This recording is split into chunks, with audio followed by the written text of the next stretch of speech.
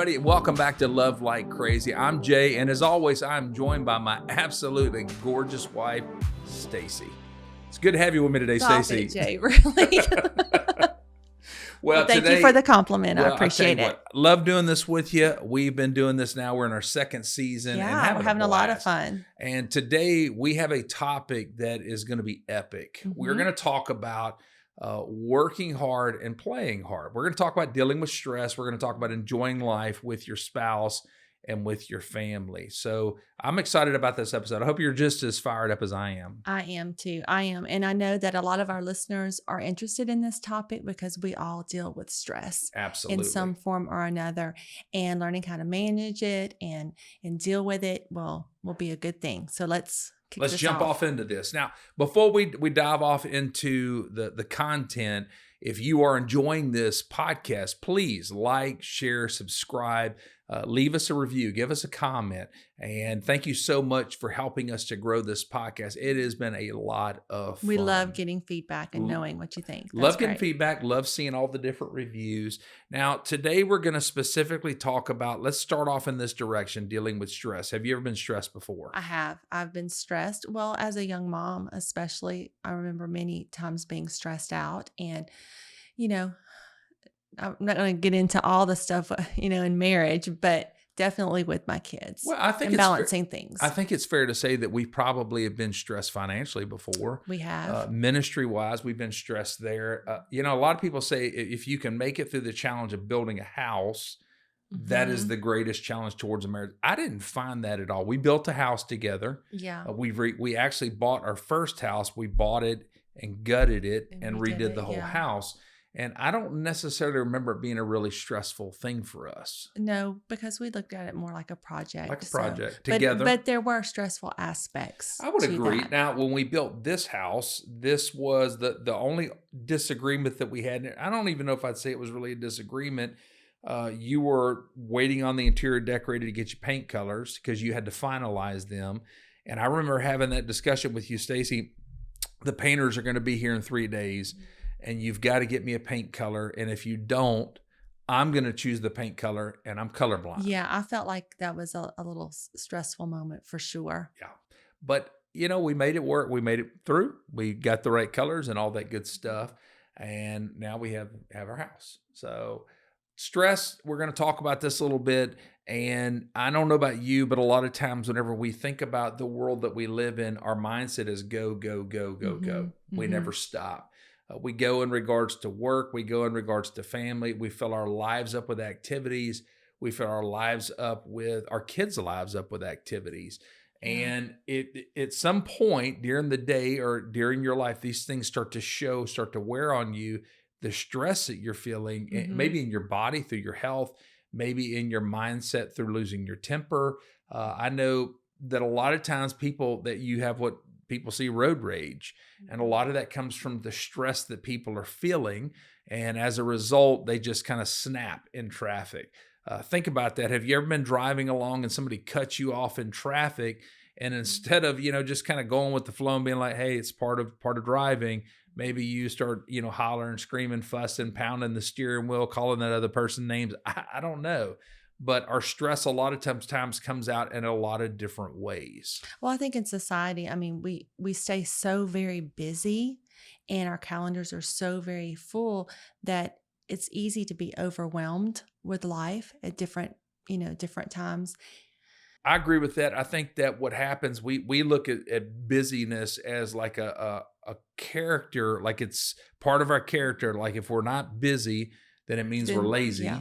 And our society, the culture that we live in now basically tells us if you take time to stop and rest, then what's taking place is you're just kind of a lazy person. Right. And it's not normal. We almost take it as a badge of honor telling people how busy we are. Right. That we can keep going. Think about that. When you ask somebody, how are you doing?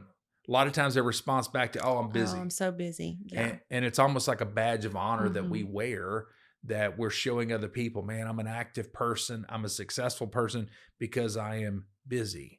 Well, I know for myself being a mom and taking care of our boys when they were younger, sometimes you can just have like too many plates spinning at one time.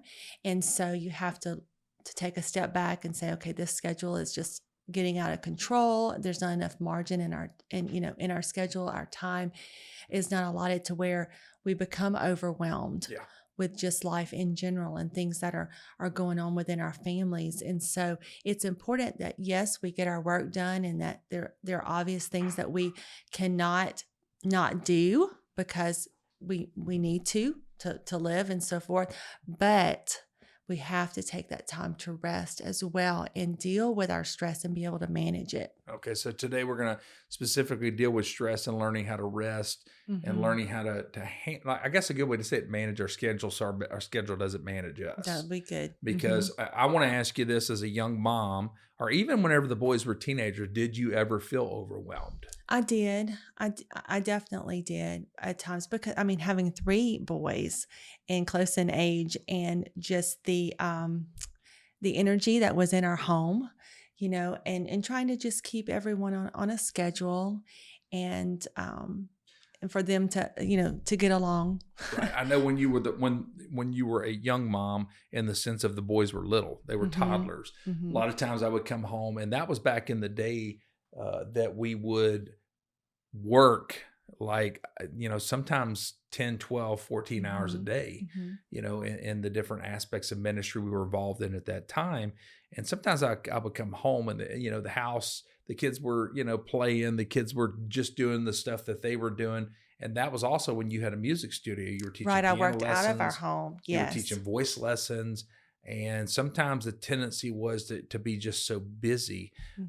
And you begin to, it's easy to get to that place as a young, parent, but even at different places in life where you do begin to feel overwhelmed, you begin to feel stressed out, the mindset of, I'll never be able to get all of this done, that can overwhelm you just in itself. Well, and I'm one that always has a written to-do list. And so it's a great feeling to mark off everything that you get done, but then you're continually adding more things that need to be done. And to be able to say, okay, I'm going to put my to-do list away. I can deal with that tomorrow, not be stressed over it. But especially as a young mom, I can remember, especially working out of our home, that when you would come home from work, I would be like, here are the kids. I'm like holding one up to you with diapers on. As long as it wasn't a dirty diaper. Yeah.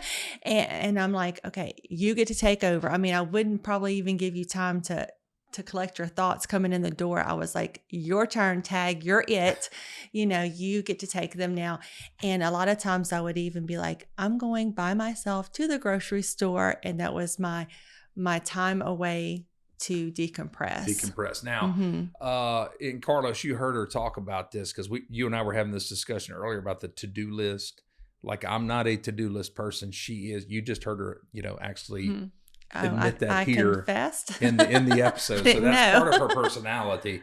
So it's easy as a young parent to get overwhelmed. It's easy as wherever you are, even as empty nesters, you can get overwhelmed. So how do we balance that out? How do we manage that? And how do we learn how to really enjoy our marriage, our family? We're saying play well. We're talking about working hard and playing hard. And so we're going to discuss some different things that we can do to deal with the stress, to manage it. And I want to read this verse to you. Matthew chapter 11, Jesus actually says this in verses 28 through 30. He says this, "Come to me, all you who are weary and burdened." And I know that it is easy to begin to get weary. It is easy to begin to feel like life is burdening you. And he says this, "I will give you rest." I love that word, love this verse. And then he makes a statement that we don't really understand, because we don't necessarily live in an agricultural community or mindset anymore. But he says, "Take my yoke upon you and learn from me, for I am gentle and humble in heart, and you will find rest for your souls." And he goes on and says, "For my yoke is easy and my burden is light." Now, a yoke was something that they would place on the neck of an oxen or an ox to be able to work and to pull a load. And so the people that he was speaking with would have had great understanding of exactly what he was talking about. So how do we really begin to understand this? Is that the mindset of, as we're walking through life, as we're dealing with things, we don't have to deal with it in our own strength, our own power, but we have a loving Savior who will help us to find rest just throughout the different things that we're walking with in life. And so I think it's easy for us a lot of times to begin to feel, if we hear that word rest, we feel guilty. If we want to take a nap, we feel guilty. If we want to take a day, I know now we've learned the value in just having a do nothing day. You know, we like, hey, it's Saturday, there's nothing going on. Let's just veg out at the house, watch Netflix. Let's, I'll barbecue something on the grill, just me and you, no kids around, and let's just veg out today. And I've actually gotten to the place where I kind of like that. Didn't always like that, because I did feel guilty. I have to be busy. And Jesus is talking about rest, and he's helping. I think we learn from this that resting is not a bad thing. Resting is a good thing. Yeah. So and I know that as I have gotten older, I can appreciate even more like the days where I think to myself, oh, wait, I don't have to be somewhere at a certain time or anything specific that has to get done today. And I just have a sigh of relief. But it's good and it's healthy to take those breaks and not have your calendar so full that it becomes overwhelming to you. Well, I'm going to give you a compliment here, because you actually have taught me to rest. My personality is go, go, go. Let's always find something to do. Let's be busy, busy, busy. And you've actually helped me to understand the value in rest. Now, not too long ago, we were actually at our camp.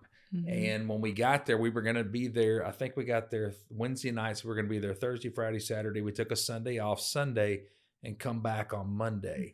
And so that's 5 days. And I remember as we were driving there in my truck, I'm like, we're going to do nothing. We're going to just, I know, it was 5 just a days getaway of rest. and no expectations. Nobody's pulling at us for any certain reason. We don't have appointments that we have to get to. Yes, just to chill out. You liked that idea. You were okay, we're going to rest. Sounds good to me. And I did good on Thursday. We didn't do anything. I read. I took a nap in my I was proud of you for taking a nap. We got a couple recliners there. I took a nap in the recliner one day. Didn't do anything. I cooked breakfast, made a nice dinner. I think I cooked jambalaya that evening. And Friday morning, I got up and made breakfast for us. And I started getting a little uneasy. I'm like, there's got to be something I can do around here. And we have a big 20 by 20 foot deck with railing all the way around. It has a bench all the way from one end to the other. And it was starting to show some signs of wear and tear. And we knew we got to replace this, but we had not decided to do it then.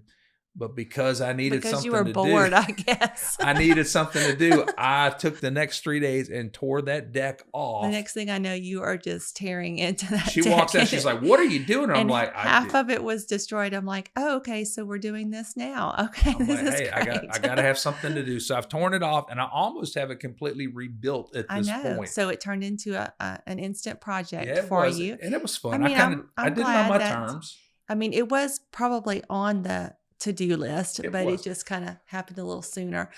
But I will say this much. I wasn't stressed about it. It was something that I would work on it for about 30 minutes, and I might go in for about 15, 20 minutes and rest and kind of, because it's hot. It's actually averaging between 95 and 100 degrees a day here in Louisiana right now. We're in a heat wave. And it was something that I did on my own time frame. I did in a way that I didn't find it stressful. Like I got to do this. It was something to keep me occupied. Do you think it was maybe kind of relieving your stress to take whatever you were using to destroy? Maybe so. Maybe you had a hammer or a crowbar or something and you were tearing it apart. But maybe that was a good thing. Yeah, but I will tell you this much. You may be at the place where you are feeling stressed out. You're feeling overwhelmed. There's just a lot going on in your life, and you don't have a deck that you can go take a crowbar and a sledgehammer. Take all your frustrations out on. Well, but let's think about what did I do though those 5 days? Well, you rested. I rested. You read a whole book. An entire book. I've never read a book cover to cover in just like a few days. Normally, it takes me weeks to finish a book, and I was really proud of myself that I did that. But I just enjoyed the time. It was quiet there, and just resting. And I was reading while you fell asleep in the chair. I would come in the evening time. I'd take a shower and I would fall asleep rather early just because I was tired from work. But I found that very relaxing as well. So maybe you're at the place you are feeling stressed, you are feeling overwhelmed. You might be a young parent, you might be an empty nester, wherever you are in life. How can I learn to decompress? How can I learn to manage my schedule where my schedule is not managing me? So what we want to do is we're going to walk through a couple of thoughts here that will help you in this regard. And the first thing is this, is that whenever you are dealing with things in your schedule, things in your life, then first thing you need to do is there are some things that you can share with other people. Okay. Let me put it there. You have to learn that there are things within your schedule, things within your life, activities that you need to learn the things that you can share with other people. What do I mean by that? Not carrying the load yourself. Not carrying the load, that it is okay to ask for help. There you go. Okay. You've got to be at the place where you can actually reach out, maybe ask your spouse, ask a coworker, whatever. Hey, this is what I'm managing right now. I'm carrying this right now, and I need some help in this regards. Great example of that. While I was rebuilding this deck, I replaced the stairs that went up to the camp, and it's a long staircase. It's 13 stairs. We had a friend of mine help me. We cut the stair stringers for it. And Stacy said, how are you going to put these back all on by yourself and rebuild the stairs all by yourself? Because you're working about 18 feet off the ground. And I was thinking, I don't really know how to help you with that. That's not something I can help you with a lot of things, but that was not one of them. And so I had these big, boards. They're 2x12s. They're cut into stringers. They're about 14 feet long. And I had 3 of them. I had to lift them in place, had to bolt them in place. And this was something, as I'm thinking about it, my mindset was, you know what? Because she told me, you need to ask for help. And I'm like, no, I got this. I will show y'all that I can do this on my own. And we had that conversation over and over, by the way. And I went to the camp. I tried to do it, and it lasted about 15 minutes. And I realized I cannot do this. I have to have help.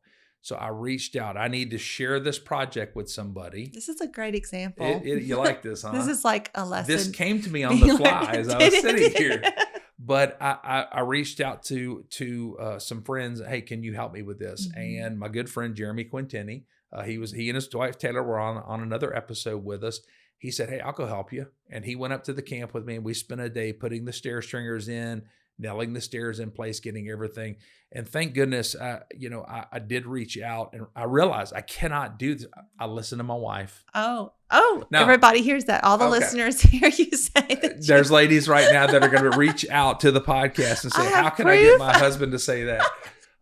I listened to what you said, and I realized I did need help. This is a project that I need to share because I cannot do this on my own. Well, a shout out to Jeremy for going and helping you. Yeah. Thank you so much, because one of two things was going to happen. I was either going to have to go and try to help you do something I don't know how to do, or you could have possibly gotten hurt trying to do it by yourself. I can't see you in a hard hat with work boots on a 30-foot ladder, but I'm sure you would have tried. But I would have probably said, not going to happen. Not my thing. So there's a place in Scripture where in Exodus chapter 18 where Moses is handling everything with the children of Israel on his own.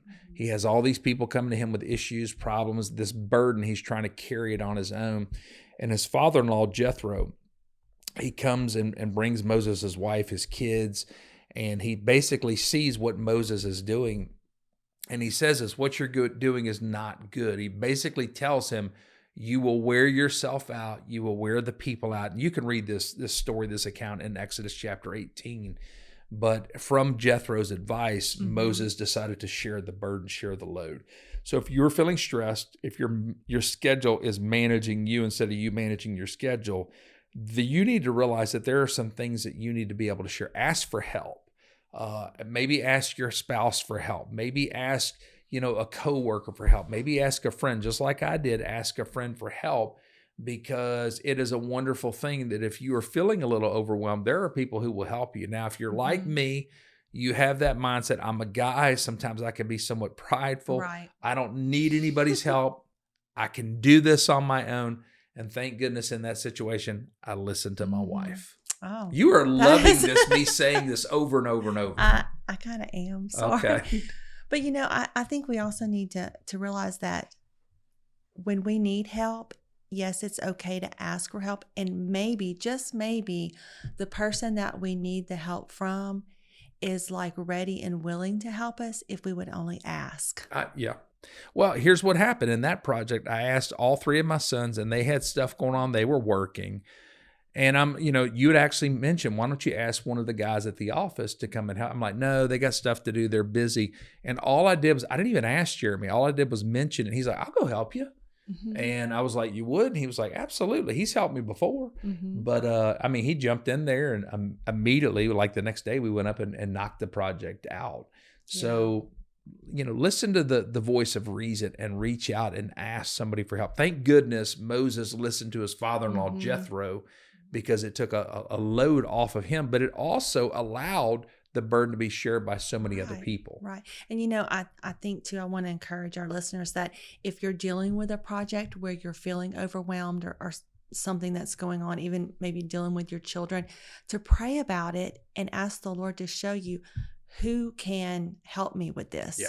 Who can I go to that maybe has this? the expertise or the advice or the encouragement, or even like you needed physical labor help with that project. But there is somebody out there, and just pray and ask the Lord and he'll show you, Well, and I think so it that you kind can of have help. what you're sharing there as well kind of lends to the next thing that we need to learn. We need to talk about who can we involve, who can we share with, so that we're not carrying the burden on our own. But what are some things we need to lay down? Because, our lives are so busy. A lot of times we fill our lives up with activity. We've got so much stuff going on. We're trying to cram everything into our calendar. And maybe there's some things that we need to lay down because they're not the best thing for our life, not the best thing for our marriage, not the best thing for our family. And here's the sad part. We're training our kids in that regard as well. Now, here's what I want you to think about. I want you to fill in this blank as you're listening to this podcast. Fill in this blank. If I only had more time, I would. What would you do? What would you do? I'd spend more time with my wife. I'd spend more time with my kids. We would go out on a date. I would go out on a date. I would serve in my church. What would you do if you had more time? Okay. And here's why I want to throw that out there, because maybe there's something that the Lord is dealing with you in regards to this. He's put it on your heart, but you're pushing it off to the side because your schedule is so busy.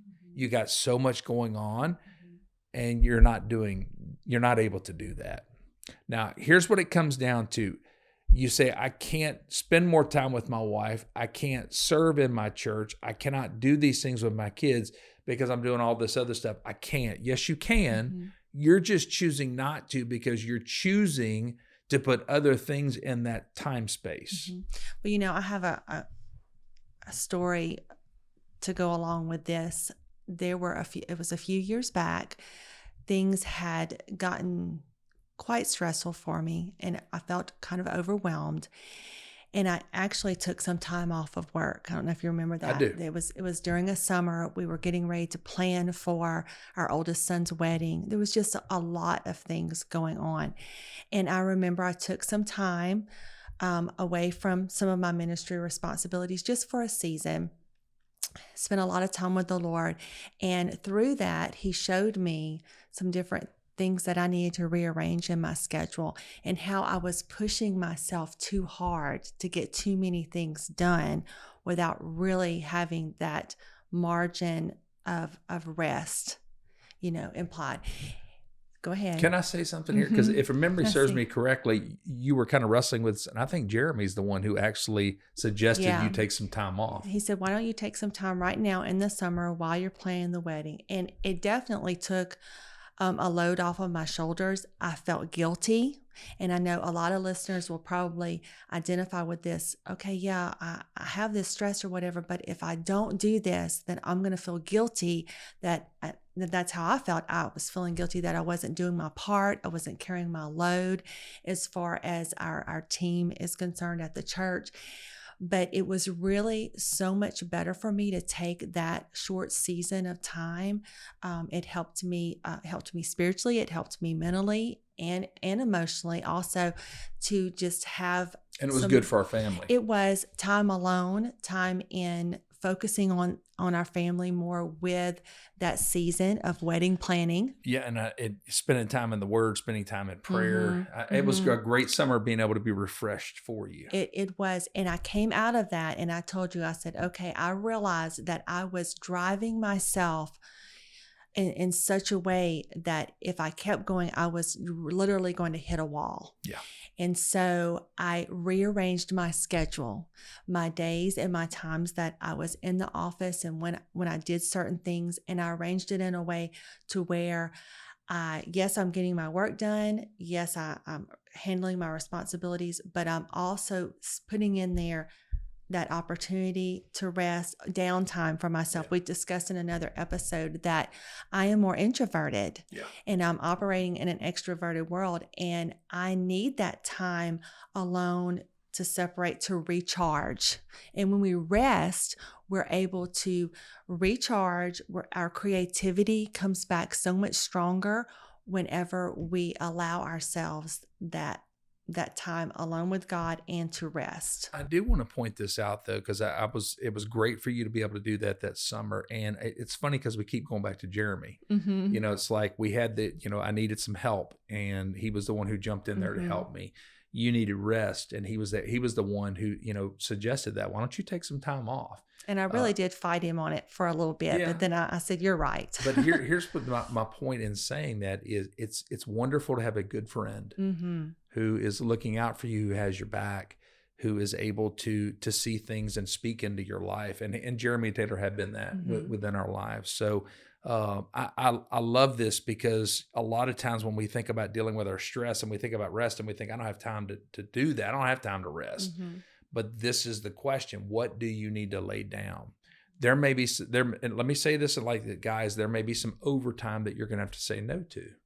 There may be some things with your children in regards to their schedule. Gymnastics. We're not going to be able to do gymnastics at this time. We're not going to be able to play tournament ball right now. Teaching your kids that you can't do everything is a valuable thing, because it will help them as they move into different seasons in their own life where they're not trying to run the rat race like we do. There was a statistic that I found recently. I think it was like 60% of kids who are playing, tournament ball, baseball, they won't by the age of 13 anymore because they're burned out. And so are we burning our kids out by giving them too much to do? That's true. That's true.